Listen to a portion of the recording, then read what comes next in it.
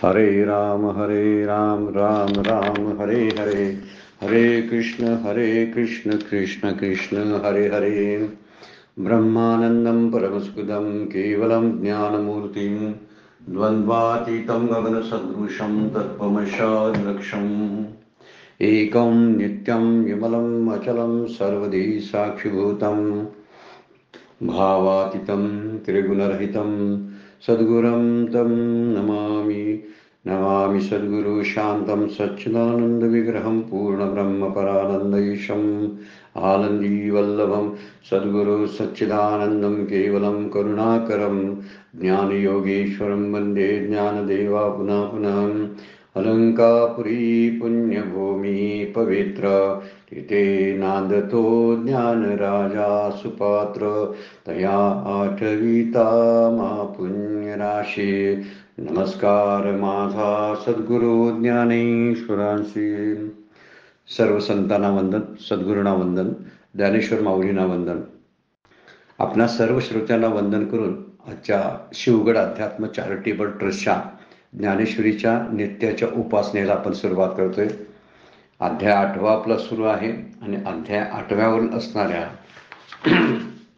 मामुपेते पुनर्जन्मम दुःखालयम अशाश्वतम नाप्नुवन्ति महात्मनः संसिद्धी परमागतः या 15व्या नंबरच्या श्लोकावरचा विचार आपण करायला सुरुवात केलेला आहे. माऊलीने देहाचं जे अनित्यत्व जे आहे त्या अनित्यत्वावरती भर दिलेला आहे. त्यामुळे जे महात्मे आहेत ते त्यांना संसिद्धी शब्दच वापरलेला आहे की परमगतीला प्राप्त होतात, की जिथून परत येणं नसतं, जिथं गेल्यानंतर परत येणं होत नाही त्या गतीला प्राप्त होतात. आणि त्या गतीला म्हणतात की संसिद्धी ना आपणती महात्मना संसिद्धी परमांगता. असं दुःखालयम अशाश्वत असणाऱ्या या मृत्यू लोकामध्ये ते महात्मे परत येत नाहीत, म्हणजे त्याचा पुनर्जन्म नाही हे सांगायचं आहे. मामुपेते पुनर्जन्म हा शब्द या श्लोकातला महत्वाचा आहे. आणि संसाराचं वर्णन करताना, मृत्यूलोकाचं वर्णन करताना माऊली किंवा भगवंत बोलतात तो संसार, तो मृत्यूलोक दुःखालय, दुःख आलय आहे, दुःखाचं घर आहे. आणि दुसरी ते अशाश्वतम म्हणजे त्याच्यामध्ये काय आहे की शाश्वत काहीही नाही. असं अशाश्वत असलेलं जे आहे त्या अशाश्वत असलेल्या संसाराला तो परत प्राप्त होत नाही. वर्णन करताना मागच्या ओवीमध्ये आपण विचार केला होता, जे शरीर जे आहे त्या शरीराचं वर्णन माऊलीने इथं मोकळेपणाने केलेलं आहे. आणि शरीरावरती इतक्या ओव्या वापरलेल्या आहेत. आणि खरंच जर शरीर असं आहे तर मी जरा एकदा प्रयोग करून तपासून पाहिलं पाहिजे. माझ्या शरीराकडं, माझ्या देहाकडं मला बघता आलं पाहिजे. आणि देहाकडे बघताना माऊलींच्या ओव्या लक्षात ठेवून त्या रोज देहाकडे बघून बोलाव्यात, म्हणजे आपल्या लक्षात येईल खरंच हे असं आहे का. तर खरंच असं आहे हे वाटायला लागेल की जे दुर्मतीचे मूळ, जे कुकर्माचे फळ, जे व्यामोहाचे केवळ स्वरूपची, ज्या ठिकाणी दुर्बुद्धी जन्माला येते, असं दुर्बुद्धीला जन्माला घातलेलं जन्मस्थान दुर्बुद्धीचं कोणतं असेल तर तो देह आहे. का? बुद्धीला पोचण्याचं काम, आता चांगली बुद्धी तिथं पोचली जाते, पण विशेष काय पाहायला बघितलं तर देहाच्या विकाराशी हा देह बुद्धी देहाशी संबंधित जेव्हा होते, इंद्रियांशी जेव्हा त्या इंद्रियांचा ऐकायला सुरुवात करते तेव्हा ती दुर्बुद्धी किंवा दुर्मतीच होते. म्हणून त्यामध्ये अविवेक जागृत होतो. म्हणून तुकोबा सुद्धा वर्णन करतात बरं काय अभंगामध्ये, दुर्बुद्धी ते म्हणा कदा नुपुजो नारायणा, आता मज ऐशे करी तुझे पाय चित्ती न धरी. तुकोबांचा अभंग आहे, दुर्बुद्धी ते म्हणा कदा नुपुजो नारायणा, भगवंता माझ्या मनामध्ये दुर्बुद्धी, माझ्या चित्तामधली जी दुर्बुद्धी आहे त्या दुर्बुद्धीला वाढवू नकोस. शब्द वर्णन केलेलं आहे. ते दुर्मतीचं मूळ जे आहे ते शरीरामध्ये पोचलं जातं. कुकर्म जी घडतात ती कुकर्म शरीरामुळं घडतात किंवा कुकर्मामुळं शरीर प्राप्त होतं. हे कुकर्माचे फळ म्हणजे काय, मला जे शरीर नावाचं फळ मिळालंय याचं बीज कशामध्ये आहे? मी केलेल्या निंद कर्मामध्ये. मी केलेली पापात्मक आणि पुण्यात्मक जी कर्म आहेत, आता त्यातली कुकर्मांना पापात्मक कर्म म्हणायचं आणि सत्कर्म आहेत त्यांना पुण्यकर्म म्हणायचं. पण दोन्ही सत्कर्म आणि असत्कर्म दोन्हीही माझ्या पुनर्जन्मासाठी मात्र कारणीभूत आहेत. हे म्हणून सांगतात ते कुकर्माचे फळ, कारण शरीर हे पूर्वजन्मीच्या वाईट कर्माचं फळ असतं. पण दोन प्रकारच्या बुद्धी आपण विचारात घेतल्या, सुमती आणि दुर्मती. ह्या दुर्मती ज्या आहे काढून टाकणं आणि सात्विकता जोपासणं ही खरी गोष्ट आहे. जिथं सात्विक बुद्धी आहे तिथं परमार्थ टिकून राहतो. आणि सात्विक बुद्धीसाठी लागणारं जे साधन आहे ते साधन आपण रोजच्या रोज केलं पाहिजे. सात्विक विचार केला पाहिजे, सात्विक बोललं पाहिजे, आपण सात्विक अन्नाचं सेवन केलं पाहिजे, सात्विक लोकांचा सहवास असला पाहिजे, सात्विक ग्रंथ आपण वाचले पाहिजेत. काही ठोकळ मनानं हा विचार जर मी सतत सांभाळला, किती थोडेसे आहेत मुद्दे. सात्विक अन्न, सात्विक ग्रंथ, सात्विक माणसं आणि सात्विक विचार, या दोन चार गोष्टीचा जरी किमान विचार जरी केला तर ही दुर्मतीचे सुमती व्हायला हरकत नाही. आणि म्हणून माऊलीने सांगितलेलं आहे की जिथं दुर्मती जन्माला येते, जे वाईट कर्माचं फळ आहे, जे अविवेक्याचं मृत्युमंताचं स्वरूप आहे, ते म्हणजे हे शरीर आहे. त्यामुळं विचार करावा की हे कसं दुःखालय आहे, कसं काय आहे, अशाश्वतम आहे. अशाश्वतमचा शब्दाचा अर्थच होतो की ते कधी फार काळ टिकत नाही. आणखीन सुंदर ओवी पुढची आपण बघूया. 142 नंबरच्या ओवीवरचं चिंतन मागचं झालेलं आहे, कालच्या चिंतनामध्ये आपण पाहिलं. 143 नंबरची ओवी, ज्यामध्ये आता समारोप करताना काही ओवी आता वापरायला चालू केलेल्या आहेत, पण खूप काही शरीराबद्दल बोललेले आहेत माऊली. जे संसाराचे व्यसने कशी सुटसुटीत आणि मोजके शब्द माऊली टाकतात बघा. म्हणजे ज्याच्यावर संसार आधारानं राहतो, ज्याच्यामुळं संसार अनुभवाला येतो, संसाराचे व्यसने. आपण सर्वांनी चिंतन करूया बरं काय. संसाराचं व्यसन म्हणजे काय? संसाराचं अधिष्ठान शरीर आहे. शरीर नसतं तर संसार टिकतच नाही. शरीर हा संसार आहे. संसार संसार ज्याला आपण मोठं मोठं बोलत असतो ना, तो पुढे पसरलेला सगळा संसार अनुभवण्याचं केंद्रस्थान कोण असेल तर ते आहे शरीर. शरीरामध्येच मला सगळी आध्यात्मिक, आधी दैविक, आधी भौतिक सगळी दुःख भोगावी लागतात. म्हणून तापत्रयांची शेगडी शब्द वापरलाय माऊलींनी. त्याचा अर्थ आहे संसारात कुठंही काही चालू असलं तर ते दुःख जाणवायचं ठिकाण शरीर आहे. म्हणून हे संसाराचं अधिष्ठान आहे, ते आहे. म्हणून संसार टिकून राहतो. मुद्दा लक्षात ठेवण्यासारखा आहे.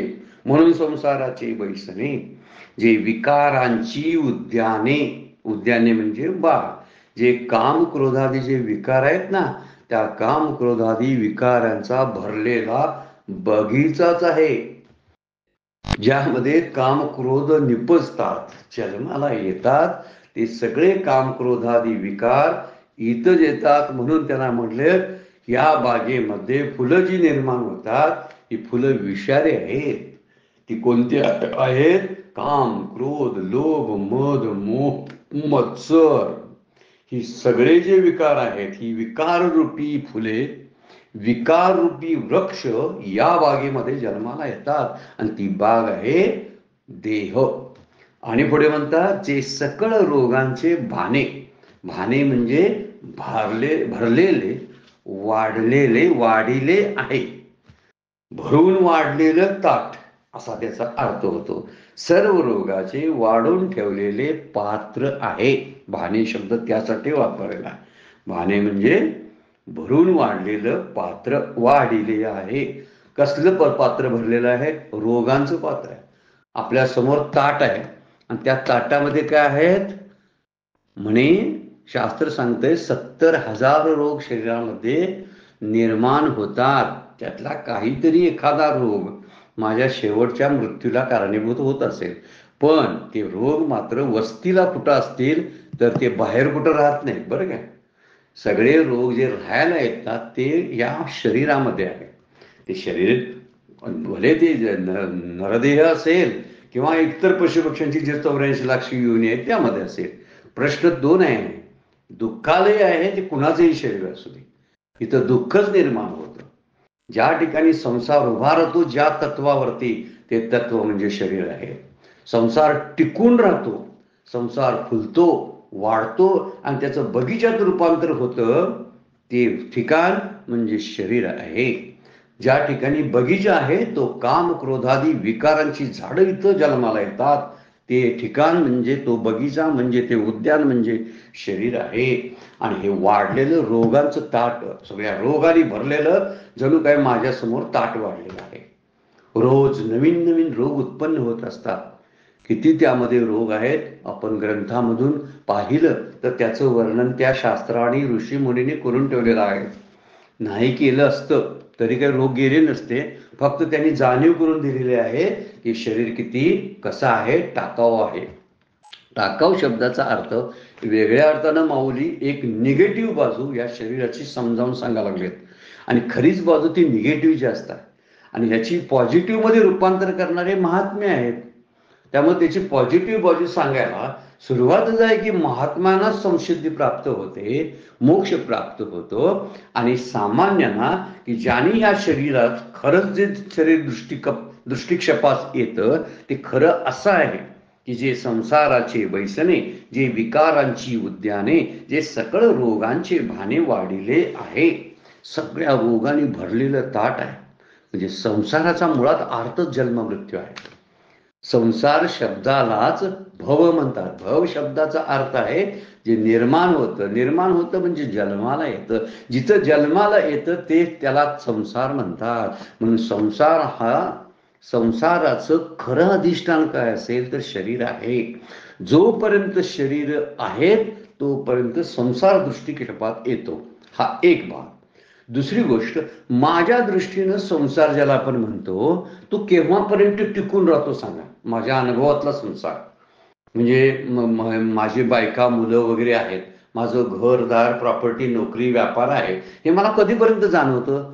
घरदार प्रॉपर्टी नोकरी सगळे हे आधी दैविक आधी भौतिकता ह्या सगळ्यांना मिळून संसार म्हणतात. बरोबर आहे. मग हे सगळं जर संसार असेल तर ते अनुभवण्याचा केंद्रबिंदू कुठं आहे? कुठं अनुभवतो मी तर शरीरामध्ये. समजा माझं शरीर नसेल तर मला संसार अनुभवाला येईल का? नाही येणार. मग संसार अनुभवाला येतो म्हणून माऊली म्हणतात हे जे संसाराचे बैसणे, बसायची बैठक आहे संसाराची, संसाराचं बसण्याचं स्थान आहे. म्हणून जो संसार सतत बदलतो, शरीर सतत बदलतं. शरीरामध्ये असते जायते वर्धते विप्रीन्मते. ह्या ठिकाणी शब्द कसे आहेत? विकारात्मक सगळे आहे. वर्धत हा विकार आहे. जायते जन्माला येतो हा विकार आहे. आता आपण मानलो तर, नाही तर विकार कोण म्हणेल त्याला? काय तुम्हाला जन्मायचा रोग झालाय, आता जन्माला येण्याचा रोगच आहे. हा रोग ज्याला कळला त्याला जन्म थांबवण्यासाठी काहीतरी करायला पाहिजे असं वाटायला लागेल. म्हणून माऊलीने आपल्याला महात्म्यांचं उदाहरण दिले की जे पुन्हा जन्माला येत नाहीत असे महात्मे आहेत. ज्याला शरीरात येणं नाकारायचं आहे ना त्यांनी जन्मच नाकारला पाहिजे. ज्याला मृत्यू नको आहे त्यानं जन्म नाकारलाच पाहिजे. मग जन्म नाकारण्यासाठी ह्याच्यामधले दोष तरी कळले पाहिजेत. म्हणून महाराज म्हणतात, माऊली बोलतात की ह्या बदलणाऱ्या सतत सरणारे जो संसार आहे, सरतो या शब्दाचा अर्थ सरकतो, त्या सरकण्याला संसार म्हणतात. त्यामुळे बदलतो. हे संसाराचं बसण्याचं ठिकाण आहे. म्हणजे सरकतो कसा? जन्मातनं सरकतो बाल्यावस्थामध्ये, बाल्यातनं सरकतो तारुण्य अवस्थेमध्ये, तारुण्यातून वार्धक्यामध्ये सरकतो आणि वार्धक्यातून मरण, आणि मरणातून कुठं सरकतो? पुन्हा गर्भवास. किती वेळा जन्मा यावे, किती व्हावे फजिती, किती करून घ्यावी स्वतःची फजिती, असं तुकोबा आपल्याला सांगतात. आपल्याला हे पटण्यासारखे नाही बरं काय. बऱ्याच लोकांना ह्या गोष्टी सहजासहजी लक्षात येत नाहीत की मला परत जन्माला यायचं नाही, हे वाईट वाटतंय उलट त्यांना. जणू काय इथं इतकं सगळं आहे आणि विनात्रासाचं मिळते असंच जणू काय वाटतंय. पण प्रत्येक क्षण जो संसाराकडे पाहतो आणि अनुभवतो आणि शरीराच्या व्याधी आणि त्याचे आध्यात्मिक अधिदैविक हे त्रिविध तापाचा अनुभव घेतो, अशा अनुभव घेणाऱ्या किंवा त्या दृष्टीनं शरीराकडे दोषात्मक दृष्टीनं पाहणाऱ्या महात्म्यांना मात्र हे शरीर नको असतं, त्यांना शरीराला येणं नको असतं. म्हणून हे जर आपल्याला थांबवायचं असेल, माऊलींची 9व्या अध्यायामध्ये ओवी आहे बघा, अहम ममतेची या लवड सोडी, मातेन पौतीची बापुडी, जन्म मरणाची या दुथडी, ढवळती ठेली. ही जन्म मरणाची हे शब्द वापरलेला आहे, तो त्याचा अर्थ काय होतो की जन्म मरण, जे जन्म मरण आहे, हे जन्म मरण माझ्या वाट्याला जे येतं त्याला कारण आहे माझी अहम ममता.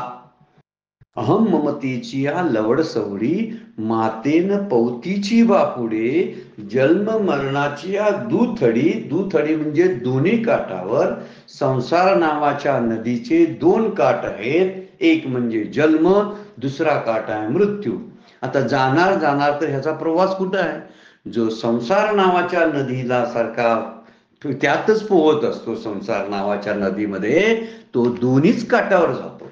आणि ज्यानं संसार नाकारला, ज्यानं विषय सुखाचा अभिलाष ठेवला नाही, तोच फक्त म्हणजे काय तर अहम आणि ममता ह्या 2 गोष्टीतून जो बाहेर पडला त्यानं संसार बाजूला केला. त्याच्यासाठी महात्मा तो ठरतो आणि त्याला परमगती प्राप्त होते असं वर्णन केलेलं आहे. त्यामुळे संसाराचा भेना शब्द जो संसाराचे बैसने शब्द जो वापरलेला आहे तो त्यासाठी. म्हणून सरकतो म्हणजे तो एका टप्प्याने पुढे पुढे जातो. ह्याचं सरकणं संपतच नाही, म्हणून त्याला अनादी म्हटलेलं आहे. शास्त्राने ज्या काही अनादी गोष्टी सांगितल्यात, म्हणजे ज्यांचा उगम आणि ज्यांचा अंत केव्हाच आपल्याला जाणवत नाही, कुठून सुरू झालं हे कळत नाही. त्यामुळं सर्वसामान्य जीवासाठी हा संसार, त्याची सुरुवात माहीत नसते आणि त्याचा अंतही पामर जीवाला करता येत नाही. फक्त ज्ञानीच फक्त याला शांत मानू शकतात की त्याचा शेवट करू शकतात, ज्ञानानं हा संसार निवृत्त करू शकतात. म्हणून संसार शरीरातून सुरू होतो, म्हणजे जेव्हा आपण जन्माला येतो तेव्हा संसाराची सुरुवात होते आणि माझ्यासाठी संसाराचा शेवट होतो फक्त माझ्यापुरता, देहापुरता, जेव्हा माझा मृत्यू होतो. माझा मृत्यू होतो, मी जीवनमुक्त नसतो. मुक्तीमुळं पुन्हा जन्म नाही, पण मृत्यूमुळं पुन्हा शरीर धारण करावं लागतं, म्हणून मी परत जन्माला येतो. म्हणून माझं परत फजिती करून घेत असतो. म्हणून संसाराचं टिकणं माझ्या येण्या जाण्यावर अवलंबून आहे. मी जर येणं जाणं नाकारलं, त्या दृष्टीनं मी विचार केला तर मी माझं येणं जाणं थांबवू शकतो. आणि जीव जर जन्माला यायचे बंद झाले तर संसार राहीलच कसा सांगा. म्हणून संसार राहतो ह्या शरीरामुळं राहतो. म्हणून संसाराचे वैसने शब्द फार सुंदर माऊलीने वापरलेला आहे. कारण संसार शरीरातून सुरू होतो, शरीरामुळे टिकतो आणि तो चालतोही पुढं. पुन्हा जन्माला निर्माण होतो संसार, तो शरीरामुळंच होतो. दुसरा एक मुद्दा मांडलेला आहे, जे विकारांची उद्याने, सगळे विकार इथं आहेत. सगळे विकार, त्यातले स्पष्ट दिसणारे जे विकार आहेत ते आमच्याकडं काम, क्रोध, लोभादी जे 6 षडरिपू सांगितलेले आहेत, हे षडरिपू, रिपू शब्द शास्त्रानं अगोदर वापरलेला आहे, शत्रू म्हणून सांगितले आहे. काम एश, क्रोध एश, काय शब्द वापरलेत भगवद्गीतेनं, की हे जे आहेत महान पापमान आणि भयंकर खादाड आणि पापी आहेत, की हे माझ्या शरीरामध्ये पोचले जातात. माझ्या शरीरामध्ये त्यांची बीज उत्पन्न होतात, त्यांची झाडं होतात. माझं शरीर ह्या सगळ्या षडरिपूंचं उद्यान आहे. माऊलीने उपमा कशा दिलेल्या आहेत बघा. या शरीरामध्ये त्याची उभारणी होते, या शरीरामध्ये ते बीज असतं, हे बीज घेऊनच पुन्हा दुसरं शरीर तयार होतं. म्हणून बाग उद्ध्वस्तच होत नाही. बागेला कितीही त्याला खत पाणी घालण्याचं काम हे शरीरच करतं. त्याला वाढवण्याचं, पुन्हा जन्माला घालण्याचं काम माझ्यातले विकारच करत असतात. जोपर्यंत विकार संपत नाहीत तोपर्यंत शरीर जन्माला यायचं थांबत नाही. शरीर जन्माला जोपर्यंत येतं तोपर्यंत विकार राहणारेच आहेत. परस्परावलंबी असणारे हे दोन्ही आहेत. विकार आणि शरीर एकत्रच राहतात, म्हणून विकारांची उद्याने शब्द वापरलेला आहे. सगळे विकार जे राहतात ते राहतात इथं. त्यामुळे 6 विकारच सांगितलेले आहेत शरीराला. अस्ति जायते वर्धते विपरिणमते क्षीयते म्रियते, या 6 विकारांनी युक्त दुसरा षडरिपू आहेत. काम, क्रोध, लोभ, मद, मोह, मत्सर हे सुद्धा विकार आहेत. त्याच्या जोडीला असणारे अहंकार आहे, दंभ आहे, ईर्ष्या आहे, तुलना करण्याची वृत्ती आहे, दुसऱ्याचा द्वेष करावासा वाटतो, लबाडी आहे. हे कुठं उत्पन्न होतं तर माऊली म्हणतात या बागेमध्ये. कोणती बाग आहे तर माझी शरीररूपी बाग आहे. त्या ठिकाणी काम क्रोधादी विकार निर्माण होतात आणि म्हणून हितच बीज तयार होतं, हितच ते मोठं होतं. हित मोठं होऊन त्याची बीज हितच पडतात आणि ती पुन्हा जन्माला घालतात. कुठं घालतात तर दुःखालयम अशाश्वतम, अशा या संसारामध्ये. म्हणून संसार म्हणजे शरीर. शरीराला वेगळं नाव द्यायची गरज नाही. जे माझ्या आत घडतं पिंडामध्ये तेच आपल्याला ब्रह्मांडामध्ये अनुभवाला येतं. किंवा ब्रह्मांडामधल्या ज्या हालचाली सुरू सगळ्या ज्या आहेत त्या माझ्या शरीरामध्ये सगळ्या आहेत. पंचमहाभूताचं हे आणलेलं उष्ण आहे आणि उष्ण असल्यामुळं शेखी ज्याचे त्याला देणे असे. पंचमहाभूताचे पाचाचे, हे तो पाचाचे आणिले उसने, शेखी ज्याचे त्याला देणे असे. तुकोबा कसं सांगतात बघा. हे पाच घटकाचं आणलेलं उसनी गोष्ट आहे. मग उसने आणलेली आहे ती शेवटी द्यावीच लागते. म्हणून अशाश्वतम, याच्यावरची शाश्वत अशी गोष्ट कुठलीही शरीराबद्दल नाही. त्यामुळे इथंच विकार तयार होतात, कारण बीज इथंच पडतात. आता काय करायला पाहिजे, हे बीज आपण संतसंगामध्ये, तत्वचिंतनामध्ये आणि आपल्या पारमार्थिक साधनेनं ह्या बीजांचा नाश करून महात्मे जसे संसिद्धीला प्राप्त होतात तसं आपण सुद्धा प्राप्त झालो पाहिजे. आपणच भगवंताला प्राप्त करून घेतलं पाहिजे, तरच भगवंतच या शरीरातून येणं थांबवू शकतात. संत श्री गुरु आपलं हे पुन्हा येणं जे आहे ते थांबवू शकतात. गुरु सोडवी गाठ लिंग देहाची. गाठ लिंग देहाची सोडण्याची ताकद फक्त श्री गुरूंच्याकडं, संतांच्याकडे, भगवंताच्याकडे आहे. म्हणून हे विकार पोचले जातात ते इथं माझ्याजवळच पोचले जातात, शरीरामध्ये पोचले जातात. ही लक्षात ठेवण्यासारखी बाब आहे. आणि संसार अनुभवाला येतो. संसार राहण्याचं ठिकाण जे आहे, संसार बसतो तो शरीरावरच बसतो. शरीर नसेल तर संसार संपला, मी नसेल तर सृष्टी संपली. साधा विचार आहे. मला सगळी बायका मुलं, माझी सगळी घरं, माझी सगळे प्लॉट, सगळे माझ्या बँक बॅलन्स मला अनुभवाला येतात. म्हणजे मला संसार अनुभवाला येतो. मला अनुभवाला संसार येतो तो माझ्या असण्यामुळं, माझं शरीराने असल्यामुळं. माझं शरीराचं असणं संपलं की संसार संपून जातो. म्हणून संसार टिकतो, राहतो, वाढतो, तो विकारयुक्त होतो तो फक्त शरीराच्या अधिष्ठानावरती. आणि म्हणूनच शरीराला येण्याचं थांबावंच लागतं, नाहीतर माझा मत ह्या विकारातून मला मुक्ती नाही. 3 नंबरची गोष्ट आणखीन एक माऊलीने या ओळीमध्ये मांडली, ते सकळ रोगांचे भाने वाढिले आहे. ज्याच्यामध्ये सगळे रोग राहायला असतात. मगाशी आपण कोण म्हणतं 30,000 रोग आहेत, कोण म्हणते 70,000 काय 72,000 रोग या शरीरामध्ये राहतात म्हणे. आता कुठले कुठले रोग आहेत, काय काय वेगवेगळी नावं, आता आधुनिक पद्धतीची नावं, थोडीशी इंग्लिश शब्द त्याला वापरलेले आहेत. त्यापूर्वी सुद्धा आपल्या आरोग्यशास्त्रानं खूप काही लिहून ठेवलेलं आहे, खूप काही लिहून ठेवलेलं आहे. त्यासाठी आयुर्वेद तो वापर सांगितलेलंच आहे. त्या वेदात त्या स्वतंत्र वेद निर्माण केला आहे त्यासाठी, आणि त्यामध्ये खूप काही त्या रोगांची माहिती सुद्धा दिलेली आहे. त्यामुळं तुकोबा सुद्धा वर्णन करतात ना, शरीर दुःखाचे कोठार आणि रोगाचे भांडार, शरीर दुर्गंधाची थार, नाही अपवित्र शरीर ऐशे. एका दोन ओळीमध्ये तुकोबा व्यवस्थित शरीराचं वर्णन करतात. याचा अनुभव कुणाला नाही सांगा की शरीर दुःखाचं कोठार नाही. कोठार म्हणजे खजिना, ज्यातून एक एक बाहेर येतं आणि दुःख वाट्याला येत असतं. त्या त्रिविध तापापैकी ही ताप जे आहेत हे शरीरातून निर्माण होतात. म्हणून शरीर दुःखाचं कोठार आहे.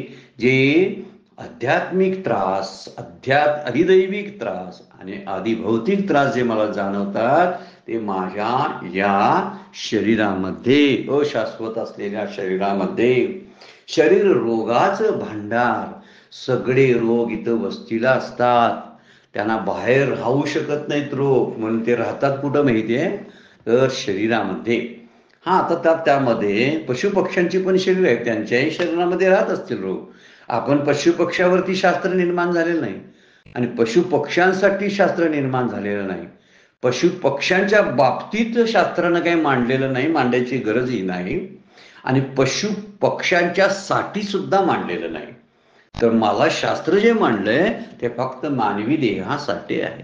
म्हणून शरीर नावाची गोष्ट जो विचार चाललाय तो फक्त नरदेहाचा. कुठलेही संत आणि शास्त्र इतर देहाबद्दल गप्पा मारत बसत नाही, कारण त्यांचं आणि आमचं देणं घेणं काही नाही. ते भोगयुनी आहे. त्या देवाच्या योनी असतील ना, तर ह्या चतुष्पाद किंवा पशुपक्ष्यांच्या योनी असतील, ह्या सगळ्या योनी भोगाच्याच आहेत. देव योनी पुण्य भोगतात आणि पशुपक्ष्यांच्या योनी ह्या पाप भोगत असतात. फक्त मनुष्य प्राणीचा आहे की जो पाप आणि पुण्यही भोगत असतो. त्याला जर ठरवलं तर तो पुण्यही करू शकतो. पाप भोगत असताना सुद्धा तो पुण्य करू शकतो. बघा, दुःखी असताना सुद्धा तो पुण्य करू शकतो. एवढी फक्त सवलत मनुष्य देहामध्ये आहे. जरी म्हणून रोगाचं कोठार आहे, रोगाचं काय आहे, भांडार आहे, आणि दुःखाचं कोठार आहे. पण पुण्यकर्म करायला दुःख आणि रोग आडवे येत नाहीत. एवढं क्रियमानाचं स्वातंत्र्य नरदेहामध्येच फक्त दिलेलं आहे. आपण करायचं असेल तर आपण नराचा नारायण होऊ शकतो ना. येण्याची शरीरे शरीरा येणे सरे, या महात्म्याचं उदाहरण, जे परमगतीला प्राप्त होणाऱ्या महात्म्याचं उदाहरण या श्लोकामध्ये माऊलीने अगोदरच दिलेलं आहे. दोन गोष्टी एक वेळा सांगितल्या. एक म्हणतात पुनर्जन्म त्यांना नाही, आणि आम्हाला पुनर्जन्म होण्याची कारण माऊली सांगतात. हे श्लोकामध्ये सांगितलेलं नाही बरं काय. पुनर्जन्म म्हणजे संसार दुःखालय आहे, संसार अशाश्वत आहे, तसं शरीर अशाश्वत आहे, याला धरून माऊली बोलतात. शरीराचा उल्लेख, देहाचा उल्लेख या श्लोकामध्ये नाही. श्लोक काय सांगतो, माम उपेते पुनर्जन्म दुःखालयम अशाश्वतम. दुसरा जन्मच दुःखालय आहे. म्हणून जन्म नावाची गोष्ट संसार आहे. संसार म्हणजे जन्म, भव म्हणतात त्याला. भवसागर शब्द का बनलेला आहे, तो जो निर्मिती ज्याची होते, ज्याचा जन्म होतो, त्याला त्याचा अर्थ भव आहे. म्हणून भवसागर म्हणजे संसार सागर, जो निर्माण झालेला आहे तो. माऊलीने काय केलं, त्या संसाराला देह जोडला आणि देहावरच बोलायला माऊलींनी चालू केलेला आहे. याचा अर्थ आहे संसाराच्या पसरलेल्या अगाध अशा लांब लचक संसाराची चिंता आणि त्याची व्यवस्था, त्याच्यात घडामोडी ह्या विचारात घ्यायची मला काय गरज आहे ना सांगा. त्याच्यापेक्षा सोपं माऊली सांगतात, तुझ्या देहाकडे बघ म्हणजे तुला संसाराची ओळख पटेल. तू फक्त तुझ्या देहाकडे बघ, देहाच्या घडामोडी बघ, त्यामध्ये असणार म्हणजे संसाराचे बैसणे देहामध्ये घडतं, विकार देहामध्ये आहेत, जे बाहेर विकार आपण म्हणतोय ना माझ्या देहामध्ये आहेत, सकळ रोग जे म्हणतोय ना पसरलेले आहेत माझ्या देहामध्ये आहेत. मग आणखीन संसार कुठला राहिला. म्हणून म्हटलेलं आहे सर्व शरीरामध्ये शरीर दुःखाचे कोठार, रोगाचे भांडार, दुर्गंधीची थार, नाही अपवित्र शरीर ऐशे. एकनाथी भागवतमध्ये फार सुंदर वेळ वापरल्यात. पण सगळ्या संतांनी जसा धिक्कार केलाय शरीराचा, का केलाय तर आपल्याला जन्माचा कधीतरी कंटाळा यावा. मृत्यूची भीती का सांगितलेली आहे तर परत जन्माला यायची इच्छा होऊ नये म्हणून मृत्यूची भीती सांगितलेली आहे. वास्तविक भयकारक मृत्यू नाही, भयकारक आहे तो जन्म आहे. आपल्याला जन्माचं भय कुणालाच वाटत नाही. सगळी जण त्याच्या वेलकम स्वागत करण्यासाठी उभा राहिलेली असतात. किती किती घरामध्ये आणि किती समाजामध्ये आपण पाहतो या जन्माच्या स्वागतासाठी उभविती गुडिया.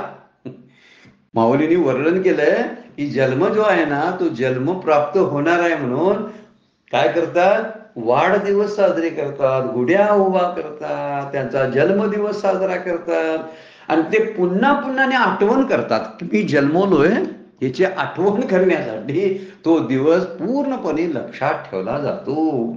त्याच्यासाठी होर्डिंग लावली जातात. अरे पण हा जन्म होर्डिंग लावण्यासारखा आहे काय याचा विचार करायला लावणाऱ्या ह्या ओव्या आहेत. आपण तो विचार करत नाही. फक्त इथं संत विचार करतात बरं काय. म्हणून सांगितलेलं आहे दुःखाचं कोठार आहे, रोगाचं भांडार आहे, सगळे रोग यात भरलेले आहेत, काही कंटाळा करता येत नाही. जन्म मृत्यूच्या सोया नान म्हणे. काय म्हणतात, देहाच्या गावी आलिया, शरीराच्या गावी आलिया. शरीराच्या गावात जर आलो तर जन्म मृत्यूचा सोहळा अनुभवाच लागतो. शरीराच्या गावात राहायला आलं की दुःख आणि रोग यांना सामोरं जावंच लागतं. त्या ठिकाणी कुकर्म घडतात, त्या ठिकाणी दुर्बुद्धी निर्माणच होते. हे दैन्याचं दुबतच आहे, महाभयाला वाढवणारच आहे. हे क्लेश तरुची वाढीच सांगितलेली आहे, ताप त्रयाग्नीची शेगडी म्हटलेली आहे. वर्णन किती केलंय बघा. जर देहात यायचं म्हटलं की हे सगळं येतं. म्हणून एकनाथी भागवत मध्ये सुद्धा वर्णन करताना मगाशी आपण म्हटलं देहा ऐशी ओकटे पृथ्वी माझी नसे कोठे. पुढची ओवी देहाचं चांगलं वर्णन करणार आहे. पुढचा तुकडा द्यायचा तो आपण आत्ता बघायचा नाही. त्याची चांगली बाजू पण आहे, पण चांगल्या बाजूपेक्षा त्याच्यात जर वाईट बाजू आहेच, ती वाईट बाजू जास्त अनुभवाला आपल्याला येते. म्हणून जन्म नाकारायचा आहे. जन्माला येऊच नाही यासाठी प्रयत्नशील आणि साधना का गरज आहे तर त्याचं कारण असं आहे. म्हणून देहा ऐशे ओकटे पृथ्वी माझी नसे कोठे. आता हे पृथ्वीवर कुठेही अशी वाईट, ओखटे म्हणजे कुरूप, वाईट अशी गोष्ट पृथ्वीवर कुठेही नाही. देहायशी ओखटे वाईट, पृथ्वी माझी नसे कोठे, कुठेही पृथ्वीवर बघायला मिळत नाही. म्हणून वैद्यक शास्त्रात सांगितलेले हे 72,000 काय रोग हे आहेतच, त्याचे अनुभव आपल्याला येतात. म्हणून तुकोबा म्हणतात बघा, अनंत रोगाची नावे घेऊ किती, अखंड असती जडून या. इतक्या रोगाची नावं कधी सांगत बसू, तर इतके रोग आहेत ते अखंड मला जोडूनच असतात, कारण मी त्याच्याबरोबर असतो ना. याचं वर्णन किती सुंदर उभी करते बघा. जे संसाराचे बैसने, जे विकारांची उद्याने, जे सकळ रोगांचे भाने वाढले आहे. 143-44 नंबरची ओवी. जे काळाचा खिच उशिटा, काय शब्द वापरतात बघा. काळानं चुकून टाकलेला, उष्टा केलेला तुकडा शरीर म्हणजे.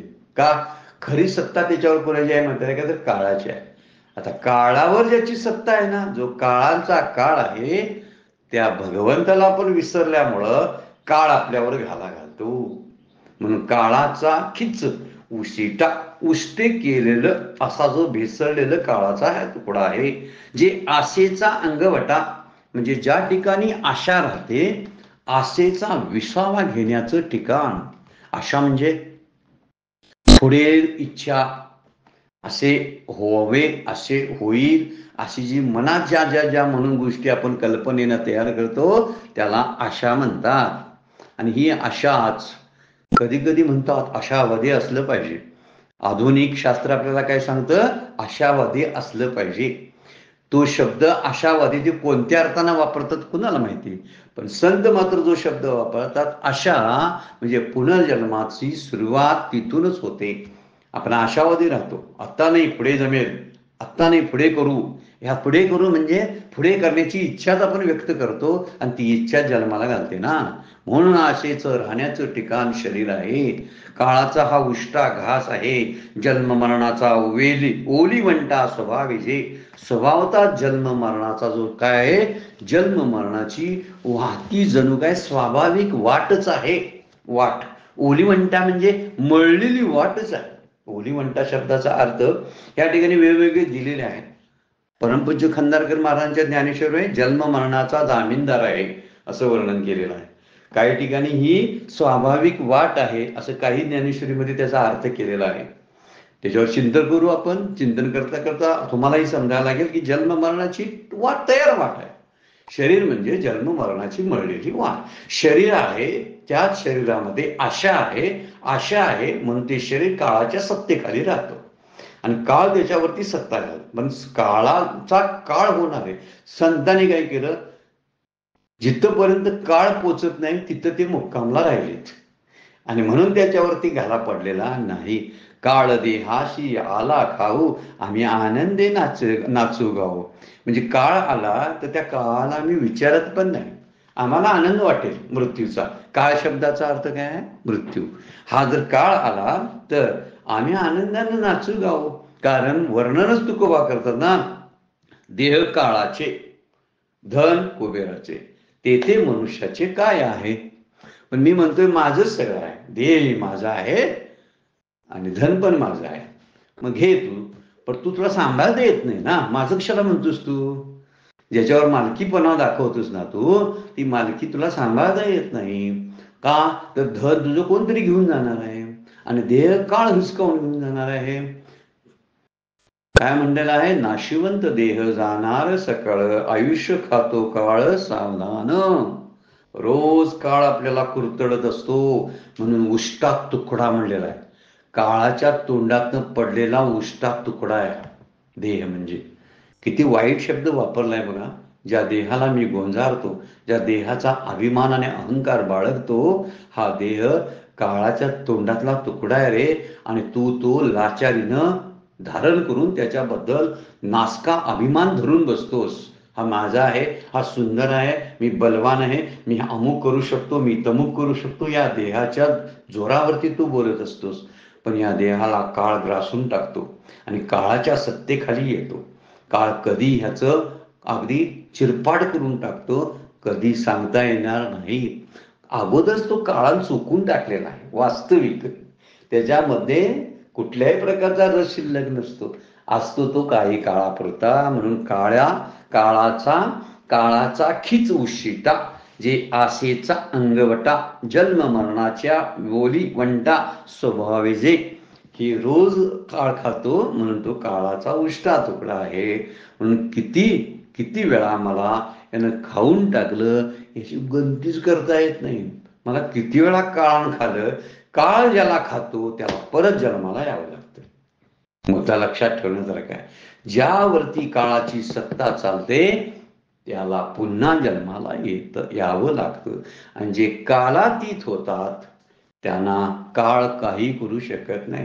काळाला ओलांडून जे पुढे गेलेले आहेत ऋषी मुनी संत मंडळी, त्यांना काळ काही करू शकला नाही. त्यांच्या इच्छेप्रमाणे ते आले आणि इच्छेने गेले. माझ्या इच्छेला काळ विचारतच नाही. मी कुठं जन्माला यायचं शरीरानं, तो आपल्यावर सोडत नाही. आपण कधी जायचं तो काळच ठरवत असतो. म्हणजे काळाची सत्ता आहे ना. म्हणून इथे म्हणलेलं आहे किती वेळा त्यानं आपल्याला किती जन्मात खाऊन टाकलं, पण तरी सुद्धा आपण त्याचंच खाद्य बनलो. म्हणून काळाचं खाद्य बनू नये म्हणून पुनर्जन्म टाळता आला पाहिजे. इथं आशा निपजते. आशेत राहण्याचं ठिकाण आहे. धनाची आशा आहे, सत्तेची आशा आहे. ह्या सत्तेची आशा किंवा कीर्तीची आशा अनंत काळ जगावं, कधीच मरू नये अशी पण आशा आहे. कधीच मरू नये ही सुद्धा वाईटच गोष्ट वाटणं ही वाईट गोष्ट आहे.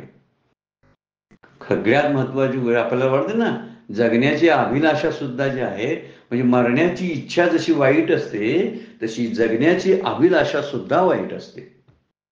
कारण तीही इच्छाच, तीही वासनाच, तीच आशाच आहे. आणि जिथं आशा राहते, जशी धनाची आशा, जशी सत्तेची आणि कीर्तीची आशा, तशाच पद्धतीनं खूप काळ जगण्याची आशा ही सुद्धा आशाच आहे. त्यामुळे विषय लालसा किंवा अधिक विषया प्राप्तीची जी आशा आहे ती निश्चितपणे मला परत जन्मात घालायला कारणीभूत होते. ही कुठं निपजते? मग निर्माण कुठं होते? तर जे अंगवटा असणारं शरीर आहे त्या शरीरामध्ये आशेची निर्मिती होते, जी आशा पुनर्जन्मासाठी मला कारणीभूत ठरते. आणि म्हणून सांगितलेलं आहे, माऊलींची एक सुंदर ओवी आहे 9व्या अध्यायामध्ये, दृष्टांतासहित आहे. दरदूर साप गिळीजता आहे उभा, की तो माशिया वेठाळी जीवा, तैशे प्राणिया कवना लोभा वाढविती तृष्णा. तृष्णा म्हणजे ही लालसा जी आहे ती वाढत असते. आशा काय करते? त्या शरीराला पुन्हा जन्माला घालण्याला प्रेरणा देत असते. आणि म्हणून म्हणलेलं आहे, दरदूर म्हणजे बेडूक सापाच्या तोंडात बसून आपलं भक्ष्य पकडण्याचा प्रयत्न करतो. विडंबन केलंय माऊलीने त्या ओवीमध्ये. आणि हा भक्ष्य त्याला मिळत नाही. वास्तविक त्याने विचार करायला पाहिजे की काळरूपी सापाच्या तोंडामध्ये असलेल्या बेडकाची आशा, जगण्याची आशा शेवटपर्यंत संपत नाही. मला काळाच्या तोंडात आहे, मला कळलेच नाही. काळा नळाच्या तोंडी पडली लोणी याची उंडी. मागच्या वेळेस सुद्धा चिंतन आपण त्यांना केलेलं आहे. कधी जाणार आहे आपण समजत नाही, तरी सुद्धा आशा लावून बसत असतो. त्यामुळं आशा कधीच निराशामध्ये बदलते आणि दुःखाला कारणीभूत होते, दुःखाला जन्म देत असते. आहेच पुढे माऊलीने सांगितलेलं आहे, आशा दुःखाला विवळते म्हणलेलं आहे, म्हणजे जन्माला घालते. म्हणून ज्यांना शरीर आहे त्यांनाच आशा असते. आणि शरीर ही आशेचं मूर्त स्वरूप आहे. आशा म्हणजे कुणाला दाखवायचं? शरीराकडे बोट करून दाखवायचं, ह्याला आशा म्हणायचं. शरीर म्हणजे आशा, शरीर म्हणजे रोग, शरीर म्हणजे दुःख. सगळी बोटं दाखवतात. आपण निगेटिव्ह बोलत नाही बरं का. हे संतांनी पॉझिटिव्ह सुद्धा विचार केलेला आहे. पण आपल्याला पुनर्जन्माचा विचार चालल्यामुळं पुनर्जन्माला कारण शरीर आहे. शरीरच येतं ना जन्माला, दुसरं काही जन्माला येतं? काय संसार झाडा वेली मी जन्माला घालतोय काय? सांगा बघू. नाही, माझ्यामुळं झाडावेलीची आसक्ती निर्माण होते. ह्या सगळ्या असणाऱ्या दृश्य पसाऱ्याची आसक्ती माझं शरीर निर्माण करतं. म्हणून संसाराला जन्माला घालण्याला कारण कोण असेल तर शरीर. म्हणून शरीर हे सगळ्या संसाराचं वैष्णव वगैरे म्हणलं अगोदरच्या ओळीमध्ये. म्हणून ही आशा जी आहे ही शरीरधाऱ्यांना स्वाभाविक असते, म्हणून आशेनच धावतात. मागच्या वेळी आपण संस्कृत सुभाषित बघितले ना, ज्यांना आशा आहे, आशा असणारे जे पुरुष आहेत ते काय करत असतात? आशाचे दोरीनं बांधलेले पाय ज्यांचे आहेत ते धावतात. आणि ज्यांना आशा नाही, असे आशारहित असलेले, आशेच्या पाशरहित असलेले जे पुरुष आहेत ते मुक्तपणे मोकळे पाय सोडलेले असताना सुद्धा पंगुवत पडून राहतात, असं एक संस्कृत सुभाषित आहे. आणि खरं आहे ते आम्हाला लागू. ज्यांचे पाय आशेनं बांधलेले आहेत ते पळतात, आणि ज्यांचे पाय बांधलेले नाही, ज्यांना कशाची आशा नाही, तरी सुद्धा ते पडून असतात, पळत नाहीत. मोकळे पाय त्यांनी पळायला पाहिजे होतं, ते पळत नाहीत. आणि माझे पाय बांधलेत पण मी पळतो. माझ्या उद्याची काय करायचं, उद्याचं काय करायचं याच्या विचारात मी सरळ असतो. आणि हाच विचार माऊलींनी ह्या 2-3 ओळीमध्ये मांडलेला आहे. आपली वेळ संपलेली आहे. आजची सेवा सद्गुरूंच्या चरणी, भगवान ज्ञानेश्वरांच्या चरणी अर्पण करून विराम घेऊया. पुंडलीक वरदा हरी विठ्ठल, श्री ज्ञानदेव तुकाराम. विठ्ठल विठ्ठल विठ्ठल विठ्ठल विठ्ठल.